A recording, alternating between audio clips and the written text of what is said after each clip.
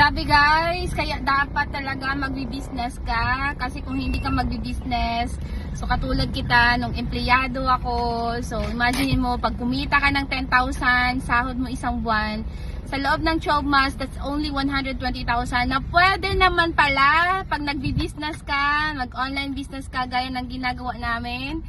Ito lang po, ganito lang po kaliit ang itsura ng 300,000. So, pwede naman palang kitain yung 120,000 na pang 1 year ng isang empleyado ay pwede lang kitain ng 1 month or 1 week ng isang nagnenegosyo ng online.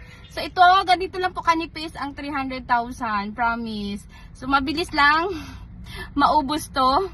So, pero dahil sa mundo ng online business, kaya namin na-achieve yung mga ganito. So, ano pa inaantay mo?